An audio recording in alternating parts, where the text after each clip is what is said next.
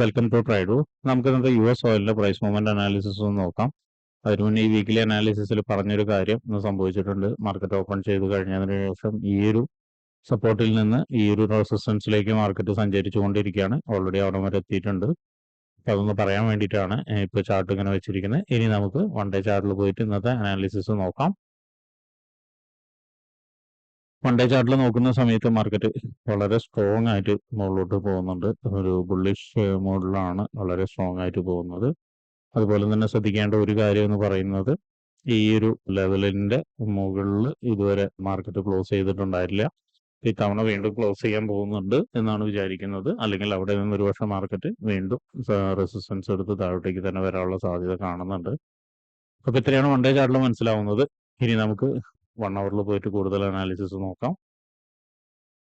1 അവറിലേക്ക് പോകുമ്പോൾ നമ്മൾ നേരത്തെ മാർക്ക് ചെയ്ത ഏരിയ, അതായത് ഈ ഒരു ലെവൽ നോക്കിയാൽ കാണാം അത്യാവശ്യം നല്ലൊരു സ്ട്രോങ് ആയിട്ടുള്ള റെസിസ്റ്റൻസ് ഏരിയ ആണ്. ആ റെസിസ്റ്റൻസ് ഏരിയ മാർക്ക് ചെയ്യുന്നുണ്ട്.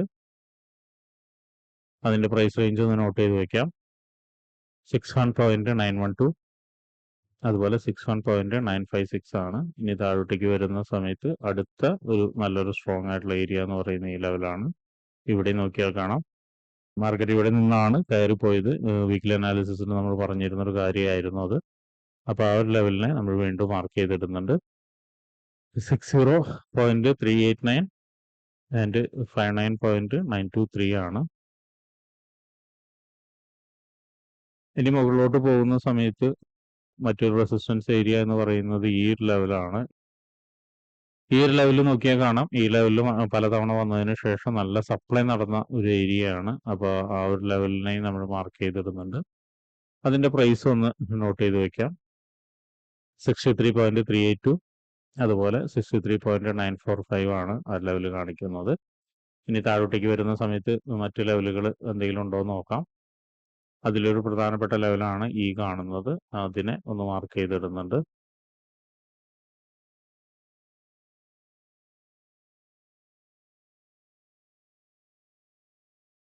അതിന്റെ പ്രൈസ് റേഞ്ച് 58.164, അതുപോലെ 57.893 ആണ് കാണുന്നത്. ഇത്രയാണ് പ്രധാനപ്പെട്ട ഏരിയാസ് 1 അവറിൽ മാർക്ക് ചെയ്തിടുന്നത്. ഇനി നമുക്ക് 50 മിനിറ്റ്സിലോട്ട് പോയി എൻട്രി സാധ്യതകൾ എന്തെങ്കിലും ഉണ്ടോ നോക്കാം.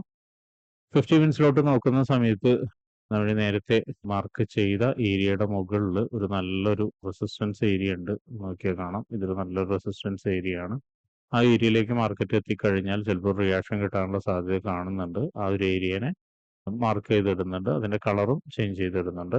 അതിന്റെ പ്രൈസ് ഒന്ന് നോട്ട് ചെയ്ത് വയ്ക്കാം. 62.447 ആൻഡ് 62.193 ആണ്. അതുപോലെ തന്നെ താഴോട്ടേക്ക് വരുന്ന സമയത്ത് നോക്കിയാൽ കാണാം ഇവിടെയും നല്ലൊരു സപ്പോർട്ട് ഏരിയ ഉണ്ട്. ആ ഒരു ഏരിയനെയും മാർക്ക് ചെയ്തിടുന്നുണ്ട്. അതിന്റെ കളർ ഒന്ന് മാറ്റിയിടുന്നുണ്ട്. അതിന്റെ പ്രൈസ് റേഞ്ച് എന്ന് പറയുന്നത് 61.363, അതുപോലെ 61.143 ആണ്. ഇനി എൻട്രി സാധ്യത എന്ന് പറയുന്നത് നോക്കിയാൽ കാണാം ഇപ്പൊ നിൽക്കുന്ന വളരെ സ്ട്രോങ് ആയിട്ടുള്ള ഒരു റെസിസ്റ്റൻസ് ഏരിയയിലാണ്. ഇപ്പൊ നിൽക്കുന്ന റെസിസ്റ്റൻസ് ഏരിയയിൽ നിന്ന് മാർക്കറ്റ് താഴോട്ടേക്ക് ഇറങ്ങി ഈ ലെവലിൽ നിന്ന് ഒരിക്കൽ കൂടി സപ്പോർട്ട് എടുക്കുകയാണെങ്കിൽ, സപ്പോർട്ട് എടുക്കുമ്പോൾ ശ്രദ്ധിക്കണം നല്ലൊരു സ്ട്രോങ് സപ്പോർട്ട് ആണ് എന്ന് കിട്ടുന്നുണ്ടെങ്കിൽ നമുക്ക് ഇവിടെ നിന്നൊരു എൻട്രി സാധ്യതയുണ്ട്. അത് ആദ്യത്തെ ടാർഗറ്റ് എന്ന് പറയുന്നത് ഈ ഒരു ഏരിയ വരെയാണ്, ഈ ഒരു റെസിസ്റ്റൻസ് ഏരിയ വരെയാണ്. അവിടെ നിന്ന് ചിലപ്പോൾ വീണ്ടും ഒന്ന് താഴോട്ടേക്ക് ഇറങ്ങി കഴിഞ്ഞതിന് ശേഷം മുകളിലോട്ട് പോകാനുള്ള സാധ്യത കാണുന്നുണ്ട്. മാത്രമല്ല ഇന്ന് ശ്രദ്ധിക്കേണ്ട ഒരു കാര്യം എന്ന് വെച്ചാൽ വലിയൊരു മൂവ്മെന്റ് കാലത്ത് തന്നെ തന്നിട്ടുണ്ട്. ഇനിയും വലിയൊരു മൂവ്മെന്റ് മുകളിലോട്ട് കിട്ടാനുള്ള ഒരു സാധ്യത വളരെ കുറവായിട്ടാണ് തോന്നുന്നത്. അപ്പോൾ സോ ഈ ഒരു ലെവലിൽ നന്നായിട്ട് ആക്ട് ചെയ്യാനുള്ള സാധ്യത, അതായത് നല്ലൊരു റെസിസ്റ്റൻസ് ആയിട്ട് ആക്ട് ചെയ്യാനുള്ള സാധ്യതയുണ്ട്.